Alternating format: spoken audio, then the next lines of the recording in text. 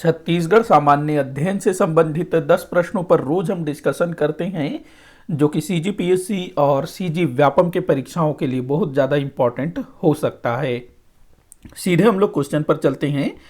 तो पहला क्वेश्चन है, 2018 में हुए 5वें विधानसभा के संदर्भ में कौन सा कथन सही नहीं है। तो देखिएगा, 2018 में विधानसभा चुनाव हुए जो कि 5वें क्रम के विधानसभा के लिए था। तो ये भी आपको ध्यान रखना है कि अभी जो विधानसभा चल रहा है वो 5वां विधानसभा है। तो देखते हैं कि कौन सा कथन सही नहीं है। पहला कथन दिया है, चौथे विधानसभा की तुलना में 3 महिला सदस्य अधिक चुनी गई। देखो, चौथा विधानसभा बोल रहा है, चौथा विधानसभा वर्ष 2013 में हुआ था। तो यहां ये कहना है कि 2013 में हुए चौथे विधानसभा की तुलना में इस बार 2018 में 3 महिला सदस्य अधिक चुनी गई। तो ये कथन बिल्कुल सही है। 2013 में जो है ना 10 महिला सदस्य विधानसभा के लिए चुनी गई थी, 10। और अभी 2018 में कितनी चुनी गई हैं? तो 13। 2018 के विधानसभा में 2018 के विधानसभा चुनाव में 13 महिला सदस्य विधानसभा के सदस्य के रूप में चुनी गई। तो 3 सदस्य जो है अधिक है, तो ये ठीक है। अगला दिया है, कुल 13 महिला सदस्य चुनी गई 2018 में 5वें विधानसभा में। तो बिल्कुल सही है, अभी मैंने बताया। उसके बाद अगला बोल रहा है, कुल 14 महिला सदस्य चुनी गई। ये गलत है, तो यही आपका उत्तर होगा। प्रथम और द्वितीय सही है। तो आपका जो ये भी सही है, मतलब ये ठीक है। तो कौन सा सही नहीं है वो आपको बताना था ना। तो ये जो है ना सही नहीं है, जो स है वो सही नहीं है। अब यहां पर एक चीज मैं आप लोगों को बताना चाहूंगा कि जो वर्तमान समय में हमारे छत्तीसगढ़ में 14 महिला विधानसभा सदस्य हैं, मतलब कि 14 महिला विधायक हैं अभी वर्तमान स्थिति में। लेकिन 2018 में जब विधानसभा चुनाव हुआ तो उस समय 13 महिला विधानसभा सदस्य के रूप में चुनी गई थी। उसके बाद क्या होता है कि जो दंतेवाड़ा विधानसभा क्षेत्र है वहां पर जो विधायक के रूप में चुने गए थे भीमा मंडावी, उनकी जो है नक्सलवादियों द्वारा हत्या कर दी जाती है। तो उसके बाद उपचुनाव हुए, कहां पर? दंतेवाड़ा विधानसभा क्षेत्र में। और उस उपचुनाव में महेंद्र कर्मा जो 2013 झीरम घाटी हमले में मारे गए थे, उनकी पत्नी देवती कर्मा वो जो है उपचुनाव जीत करके विधायक बनती हैं। तो इस प्रकार जो है ना वर्तमान समय में विधायकों की, महिला विधायकों की संख्या कितनी है? 14। लेकिन जो 2018 में विधानसभा चुनाव हुए थे उनमें उसमें 13 महिला विधानसभा सदस्य चुनी गई थी। तो ध्यान रखना इस चीज को, अलग अलग चीजें हैं। जब विधानसभा चुनाव हुए उस समय 13 महिलाएं चुनी गई और उपचुनाव में 1 महिला सदस्य। तो वर्तमान समय में 14 महिला विधायक हैं। अगला क्वेश्चन दिया है, सोनाबाई रजवार का संबंध है।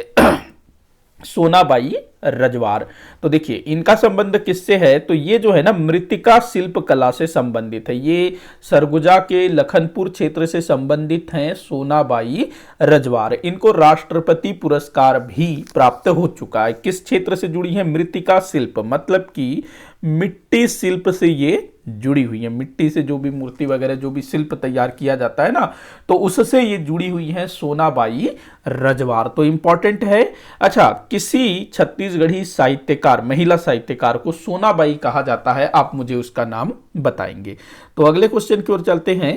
1920 में असहयोग आंदोलन के समय महात्मा गांधी जी से प्रभावित होकर ब्रिटिश सरकार द्वारा दिए गए उपाधियों का त्याग करने वाले छत्तीसगढ़ के नेता थे। तो देखिएगा, 1920 में महात्मा गांधी ने असहयोग आंदोलन शुरू किया। और महात्मा गांधी जी ने क्या किया कि उन्होंने मतलब असहयोग आंदोलन के लिए अलग अलग कार्यक्रम निर्धारित किए, जिसके अंतर्गत एक ये था कि जिन भी लोगों को ब्रिटिश सरकार की तरफ से किसी भी प्रकार की कोई उपाधि ऐसा कुछ दिया गया है तो उसका आप त्याग करिए। गांधी जी ने खुद उनको जो केसर हिंद की उपाधि दी गई थी उसका त्याग कर दिया। तो देश भर के तमाम बड़े बड़े नेताओं ने, जिन्हें कुछ ना कुछ उपाधि मिली थी, उन्होंने अपनी उपाधियों का त्याग करना शुरू किया। तो भाई हमारे छत्तीसगढ़ के लोग इसमें कैसे पीछे रहते? तो छत्तीसगढ़ के भी काफी सारे जो लोग थे, काफी सारे जो नेता थे जिनको इस तरह से कोई ना कोई उपाधि मिली थी, तो उन्होंने भी अपनी उपाधियों का त्याग किया गांधी जी से प्रभावित होकर। तो इसमें कौन कौन से नेता थे ये आपको बताना है।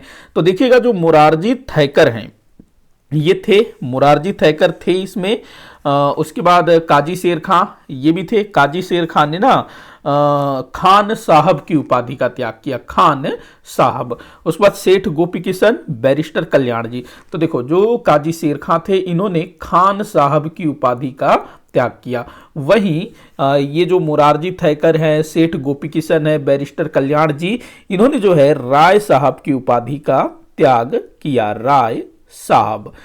तो राय साहब की उपाधि इन तीनों ने त्याग किया, मुरारजी थैकर, सेठ गोपी किशन, बैरिस्टर कल्याण जी। काजी शेर खान ने खान साहब की उपाधि का त्याग किया। इनके अलावा वामन राव लाखे, उन्होंने भी राय साहब की उपाधि का त्याग किया। एक और नाम याद रखेंगे, बैरिस्टर नगेंद्र नाथ डे, बैरिस्टर नगेंद्र नाथ डे, इन्होंने राय बहादुर की उपाधि का त्याग किया। जो पिछले साल जो सीजीपीएससी प्रीलिम्स का एग्जाम हुआ था ना, तो उसमें पूछा गया था कि किसने राय बहादुर की उपाधि का त्याग किया था, तो बैरिस्टर नगेंद्र नाथ डे, ध्यान रखेंगे। मतलब बैरिस्टर नगेंद्र नाथ डे ने किस उपाधि का त्याग किया था, ऐसा क्वेश्चन आया था।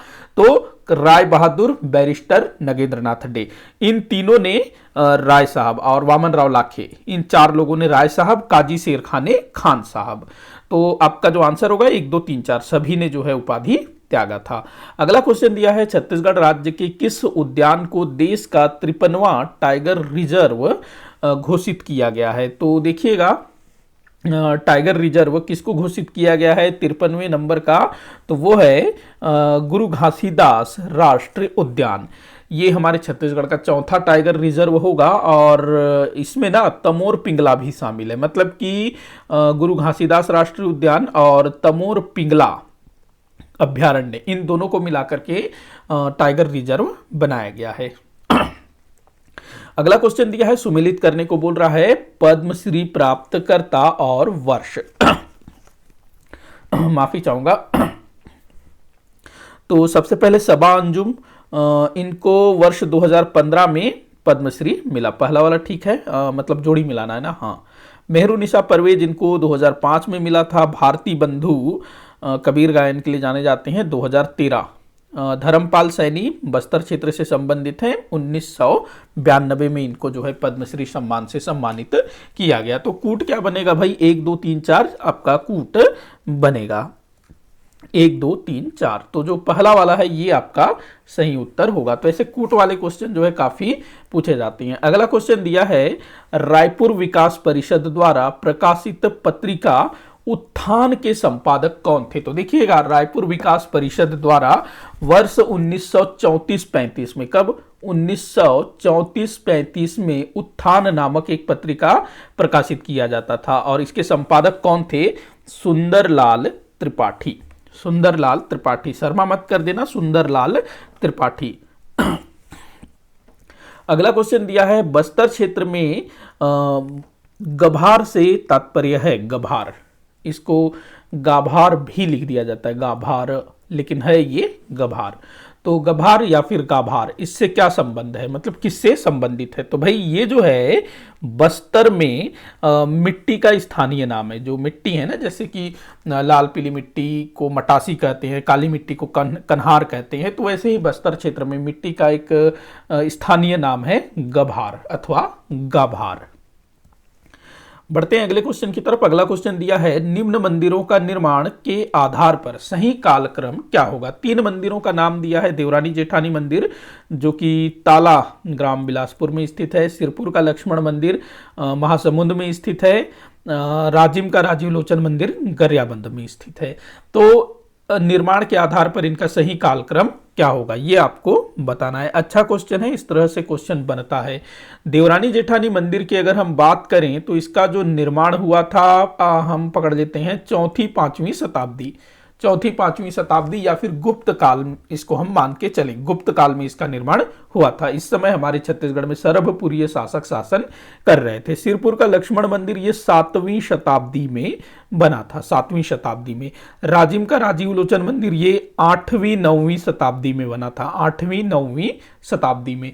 तो क्रम क्या होगा, पहले देवरानी जेठानी मंदिर, फिर सिरपुर का लक्ष्मण मंदिर, फिर राजिम का राजीव लोचन मंदिर। तो 1 2 3 आपका कूट बन रहा है, ये आपका जो है उत्तर होगा।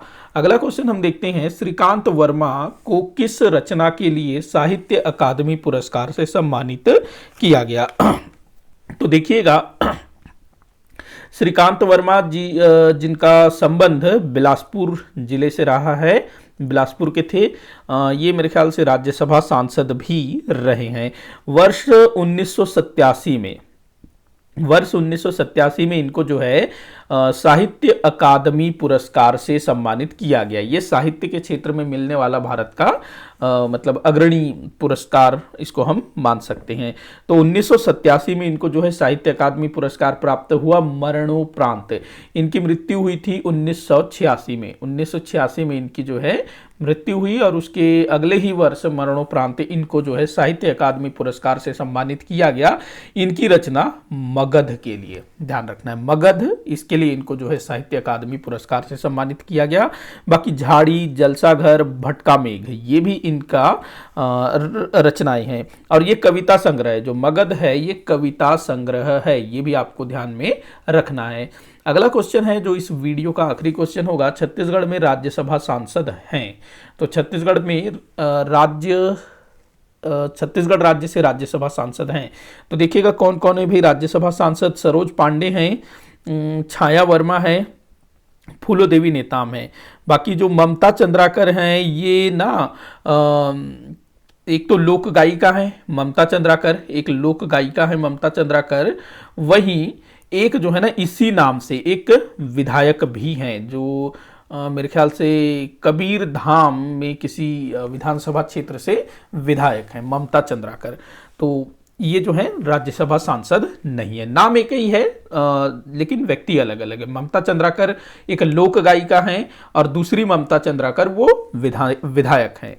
तो ये जो है नहीं है। और लता उसेंडी ये भी जो है राज्यसभा सांसद नहीं है। तो सरोज पांडे, छाया वर्मा, फूलोदेवी नेताम ये जो है राज्यसभा सांसद हैं। इसके अलावा 2 और राज्यसभा सांसद है, मतलब हमारे छत्तीसगढ़ में टोटल 5 राज्यसभा सांसद है ना, राज्यसभा के 5 सदस्य हैं हमारे छत्तीसगढ़ से। तो एक तो सरोज पांडे हो गए, छाया वर्मा हो गई और फूलोदेवी नेताम। बाकी 2 के नाम आप मुझे नीचे कमेंट बॉक्स में बताइए।